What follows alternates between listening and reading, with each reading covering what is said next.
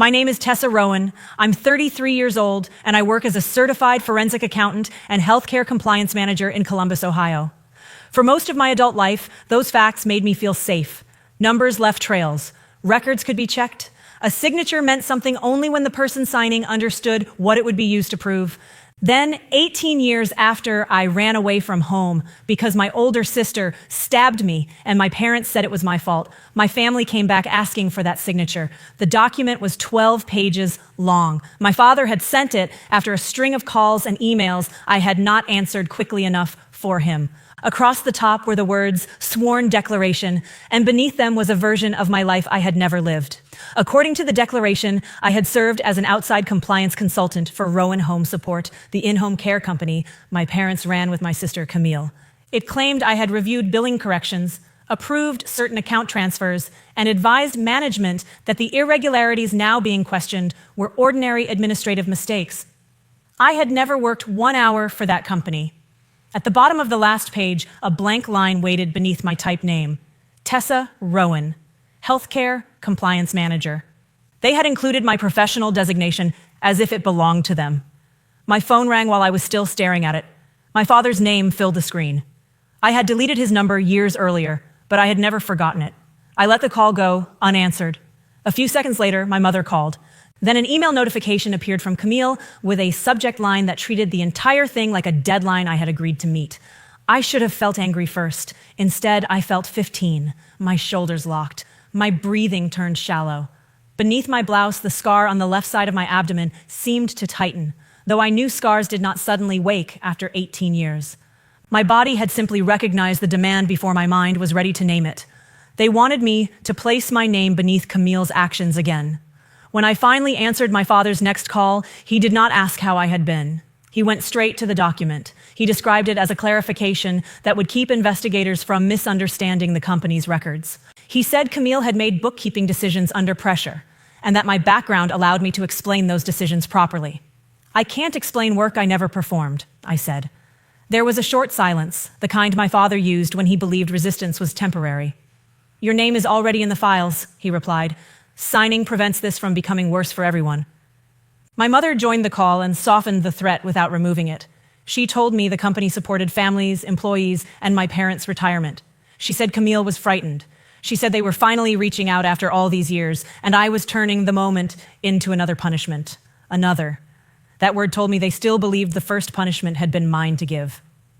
I looked back at the declaration. If I signed it, I would be confirming that I had reviewed records I had never seen, approved transfers I had never authorized, and advised people I had not spoken to in 18 years.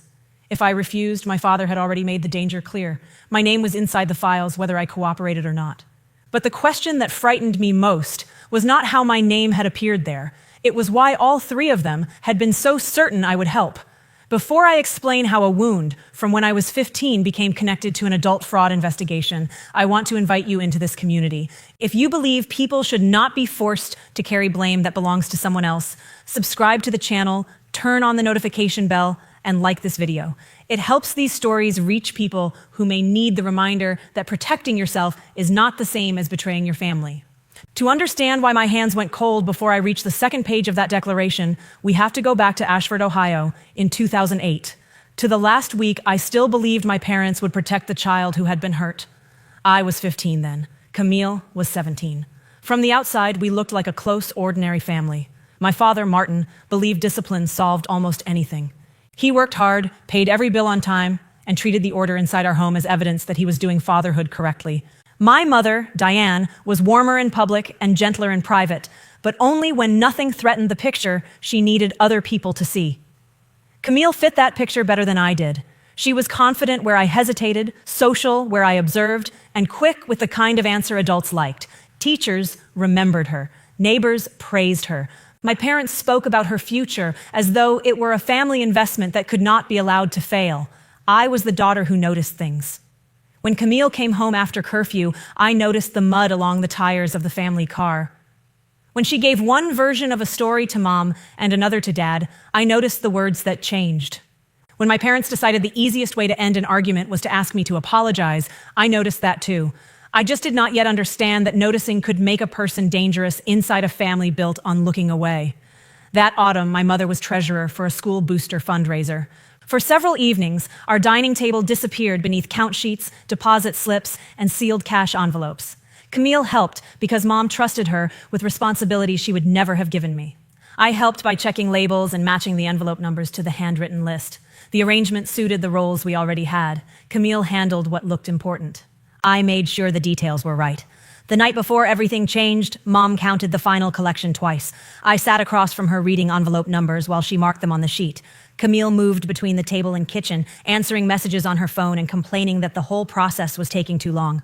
When Mom finished, she placed the deposits inside a zippered bank pouch and told Camille to take it with her the next morning. Camille accepted it without looking up from her phone. Nothing about that moment felt important enough to remember. By the following afternoon, Mom was standing in the kitchen with the bank receipt in one hand and her count sheet in the other. The deposit was short by $1,800. Camille leaned against the counter and said the total must have been wrong from the beginning. Mom looked at me. "Could you have read some of the envelope numbers incorrectly?" she asked. It was not an accusation yet. It was worse in a quieter way. It was an invitation for me to become the easiest explanation. "No," I said. "We checked everyone twice."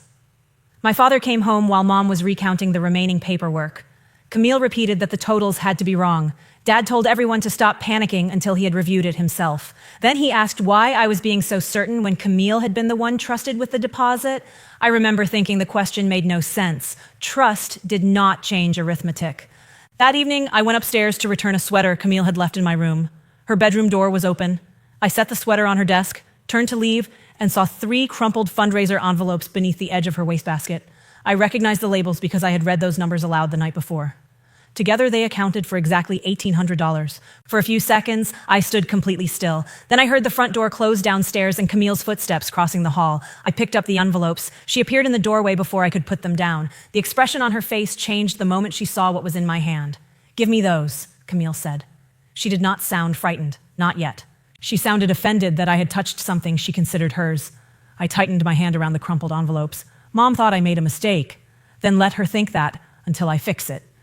That answer removed the last possibility that I had misunderstood what I was holding. Camille stepped into the room and reached for the envelopes. I moved back. She shut the bedroom door behind her, then lowered her voice and told me she had borrowed the money. She had damaged the family car while using it without permission, and she had paid for the repair before Dad could discover what she had done. She said she would replace everything after she found a job. "The deposit already happened," I said. "Mom knows the money is gone. She knows the count is wrong. The count isn't wrong." Her face hardened. "You always have to prove something." I moved toward the door. Camille caught my wrist, but I pulled free and went downstairs. I did not have a plan beyond putting the envelopes in front of my parents. At 15, I still believed proof could end an argument. Camille followed me into the kitchen. "You're going to destroy everything over money I'm putting back," she said. "You already let Mom blame me." She asked a question. "Because you lied." I reached for the wall phone. Camille moved between me and it. A cutting board sat on the counter beside a paring knife my mother had used earlier. Camille grabbed the knife and held it low against her leg. For 1 second, neither of us spoke. I remember the humming refrigerator. I remember the fundraiser envelopes shaking in my hand. I remember thinking that Camille wanted to scare me and that if I backed away, she would learn fear worked better than lying. "Put it down," I said. "Give me the envelopes." I moved toward the doorway instead. Camille stepped in front of me. When I tried to pass, she drove the knife into the left side of my abdomen. There was no accidental struggle, no moment when both our hands were on the handle. She thrust it forward once, deliberately, and then let go, as if the sight of what she had done frightened her more than the act itself. The knife fell to the floor. I looked down and saw blood spreading across my shirt. My knees weakened. I pressed my hand against the wound and slid against the cabinet. Camille kept saying my name. Her voice had changed. The anger was gone, replaced by panic and calculation, fighting for control. Our mother came through the back door less than a minute later. She saw me on the floor, the knife beside me, and Camille standing over us. The envelopes were still clenched in my other hand. Mom called for an ambulance. Then, while we waited, she asked Camille what happened. Camille said I had attacked her over the missing money. She said we struggled and I moved into the knife. Mom looked at the distance between the knife and my body. She looked at the envelopes. She looked at Camille's clean hands and my blood on the cabinet. Then she looked at me. "Why would you corner your sister like that?" she asked. I could not understand the question. I thought shock had made me hear it incorrectly. "She stabbed me," I said. Mom pressed a towel against my side and told me to stop talking until help arrived. My father reached the hospital before I came out of surgery. The wound had missed anything that would have killed me, but it was deep enough to require repair and several days of observation. When I woke properly, Dad sat on one side of the bed and Mom sat on the other. Neither of them began by asking how I felt. Dad said the police would want a statement. He said Camille had admitted taking the fundraiser money to repair the car, but that one terrible decision should not destroy her education and future. He said I had escalated an argument instead of coming to them calmly. I was coming to you, I said. You followed her into the kitchen and kept pushing. She followed me. Mom took my hand. Her voice was soft enough to make what came next feel almost loving. She told me that if I insisted Camille had attacked me intentionally, the police could remove both of us from the home while they investigated. She said officials might decide I was violent too. She said I could end up in foster care with strangers. Then she reminded me that Camille was my sister. They gave me one acceptable version. Camille picked up the knife during a mutual fight. I moved toward her, and the injury happened accidentally. I was 15, medicated, frightened, and dependent on the two people telling me the truth could cost me my home. When the questions came, I repeated their version. I hated myself before I finished saying it. The report described a domestic accident between sisters. The missing fundraiser money was quietly replaced from my parents' savings and attributed to accounting error. Camille lost access to the car for a while. I returned home with stitches, pain medication, and an official story that made my wound sound like something I had helped create. For the first few days, I tried to stay invisible. I ate in my room. I moved carefully because every step pulled at the incision. Camille avoided me, but I could hear my parents comforting her behind her bedroom door. On the 10th evening after the stabbing, Dad called me into the living room. Camille sat beside Mom with her arms folded. Dad said the family could not recover, while I kept treating Camille like a criminal. He wanted me to apologize for accusing her, confronting her, and bringing the police into a private mistake. She put a knife in me, I said. Mom's eyes filled with tears. And we protected both of you. Why can't you understand that? Camille stared at the floor. Dad said if I kept causing instability, they would look into sending me somewhere equipped to handle troubled teenagers. The threat was delivered calmly, like a practical option under consideration. That was when I understood the truth had not failed because it was weak. My parents had seen enough to know what happened. They had simply chosen the version that protected the daughter they valued more. The next morning, 11 days after Camille stabbed me, I packed clothes, my medication, school papers, and the hospital envelope into a backpack. I left while the house was quiet and called my mother's older sister, Jolene Mercer. Jolene did not tell me to calm down. She did not ask what I had done to provoke anyone. She asked where I was, whether I was safe, and whether my incision had reopened. When she reached me, she took me to have the wound checked. Then she reported my location so no one could claim I had disappeared. She contacted child welfare officials, cooperated with every review, and asked for temporary kinship placement. My parents described my departure as rebellion. They said I had always been difficult, that I had exaggerated the conflict, and that Jolene was encouraging division. But they did not fight hard to bring me home. Doing so would have required a closer examination of why I was afraid to return. Temporary placement became guardianship. Jolene kept the hospital envelope. Inside it were my discharge papers, the accident account I had confirmed, the guardianship documents, and a photograph she took of the healing wound so a doctor could monitor it. She did not treat those items like weapons. She treated them like parts of my medical history that belonged to me. Living with her was the first time I learned that safety could be quiet. There were no loyalty tests at dinner. An apology did not require the harmed person to deny what happened. When Jolene disagreed with me, she explained why. When I woke from nightmares, she did not demand proof that I had earned comfort. I finished school, went through counseling, and built my life in stages. I studied accounting because numbers did not change according to who was most loved. Later, I moved into forensic work and healthcare compliance, where my job was to follow records backward until decisions became visible. People sometimes assumed I chose that career because I liked catching dishonest people. The truth was less dramatic. I wanted to understand how a false statement became official and how an honest person protected herself when someone else controlled the first version of events. By 33, I had a stable career in Columbus, a home that felt like mine, and a relationship with Jolene that no longer revolved around crisis. I had not spoken to Camille, Mom, or Dad in 18 years. I told myself I did not care whether they regretted what happened. That was only partly true. Somewhere beneath my competence, a 15-year-old version of me still imagined a call in which my mother finally said she had known. I imagined my father admitting that protecting Camille had cost him another daughter. I never arranged my life around that fantasy, but I had not completely buried it either.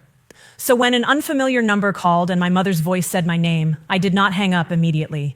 She began with my career. She had seen my professional profile and said she was proud of what I had accomplished. She asked about my health. She even asked about Jolene. For several minutes, the conversation sounded like the opening of an apology. Then she said Rowan Home Support was facing questions about its billing records.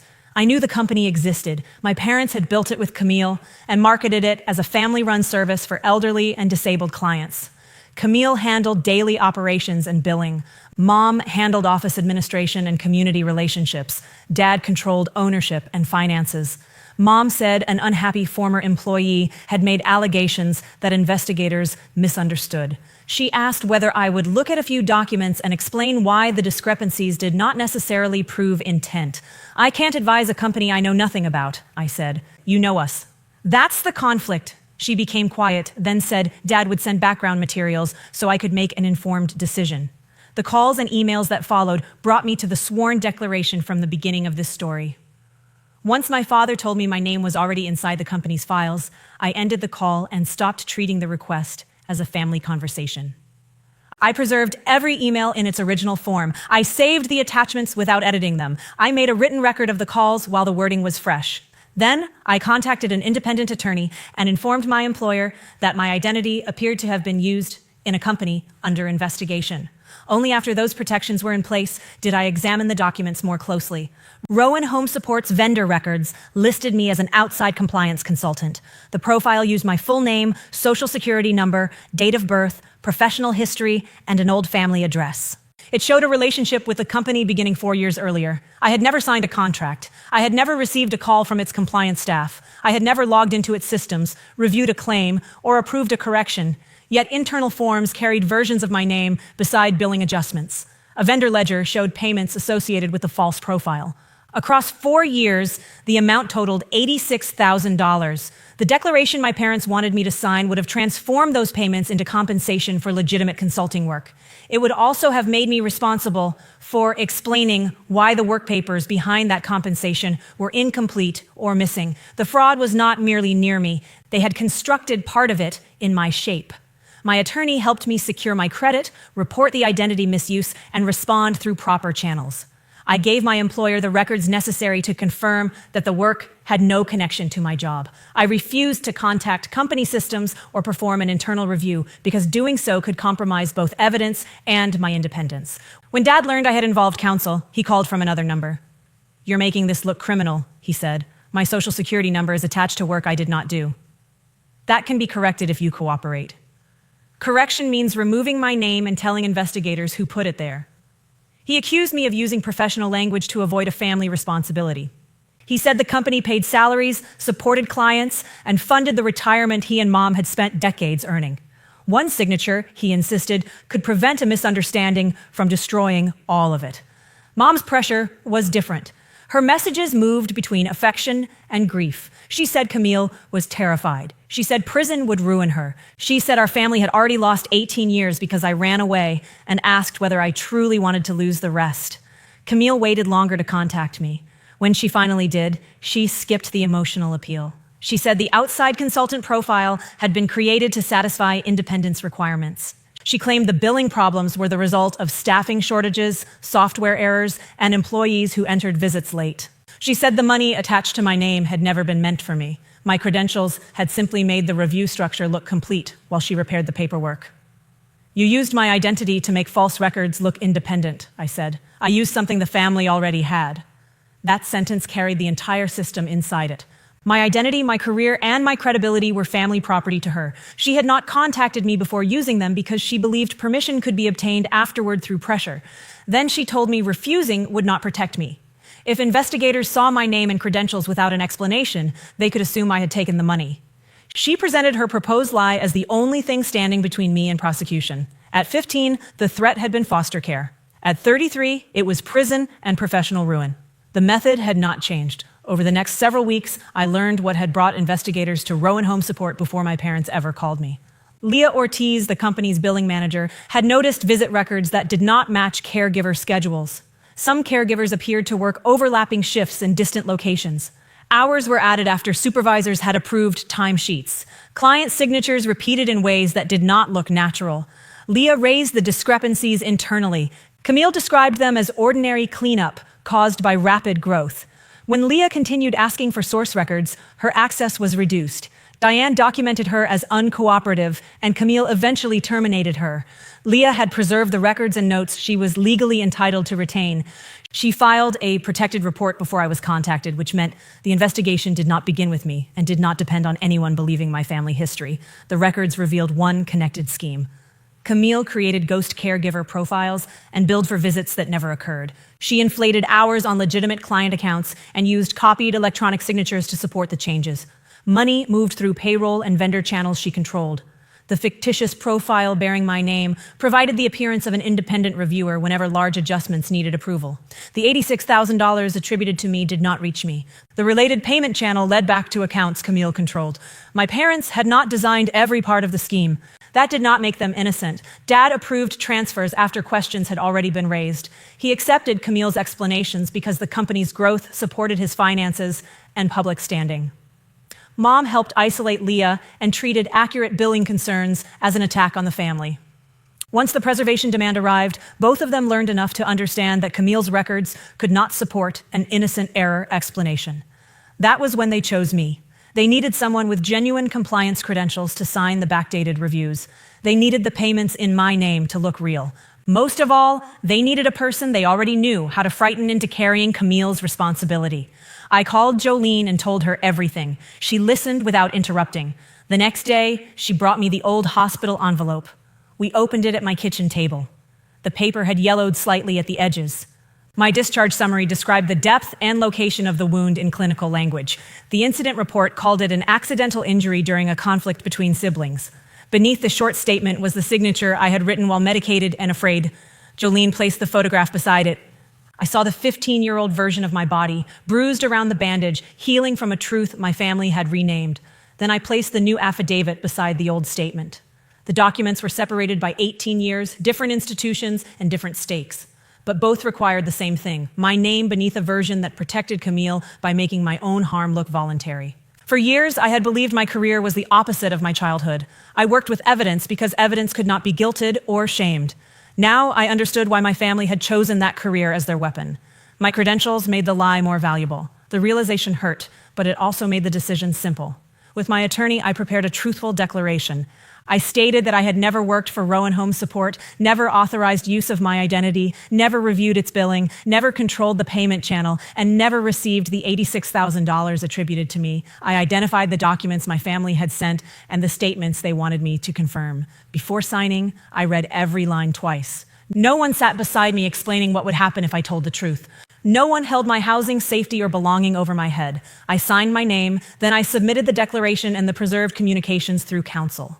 The family's reaction came quickly. Dad wrote that I had destroyed a business that supported vulnerable people. He said he had spent 18 years hoping I would mature enough to understand what family required. Mom left a message saying Camille might lose her freedom because I refused to show mercy.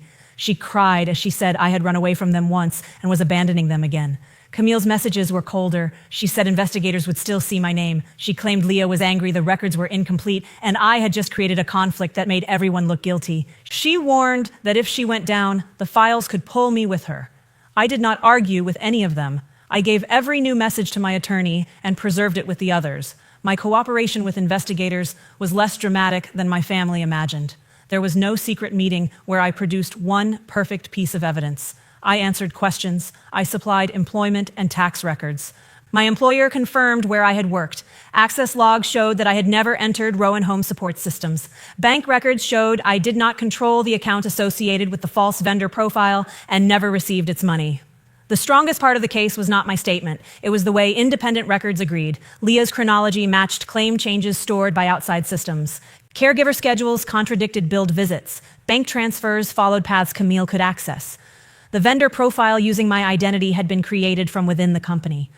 Emails showed my parents discussing how my credentials could support a corrected explanation after the investigation had already begun. Then Camille made the mistake that removed much of the remaining doubt.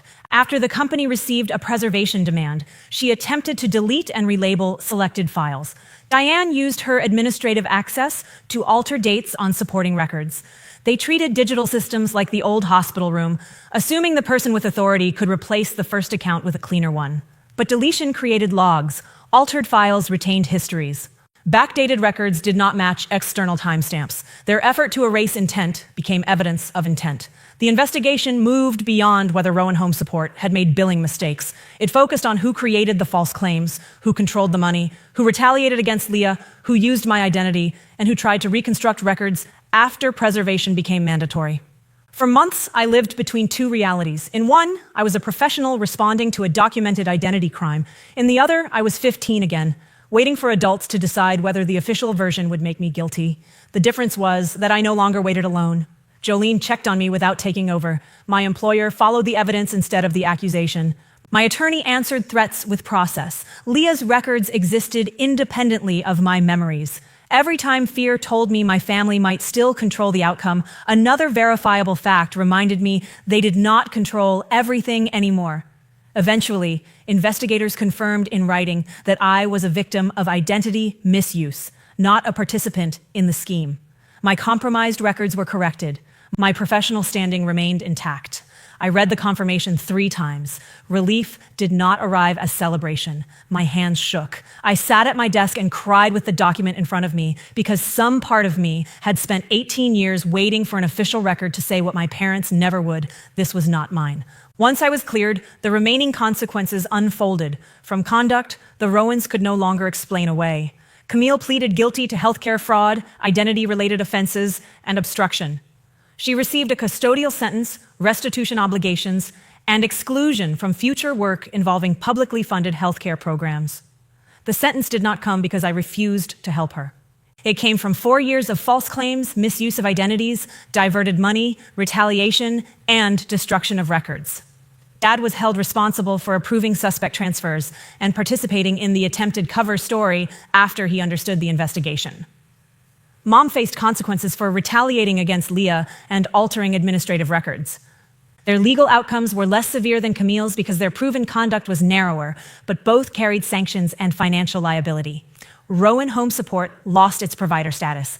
The company closed, and available assets were liquidated toward restitution and lawful claims. The public image my parents had protected since I was 15 disappeared under records they could not control. Leah was formally cleared of wrongdoing, and her retaliation claim was resolved through the proper process. We never became instant friends or turned the case into a shared crusade.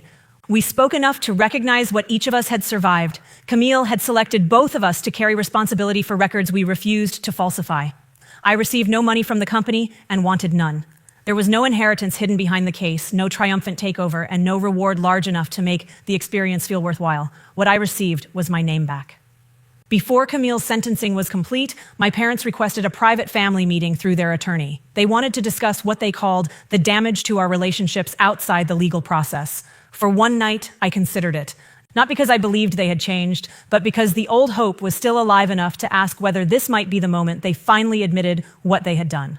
Then Dad sent a message accusing me of refusing reconciliation unless everyone accepted my version.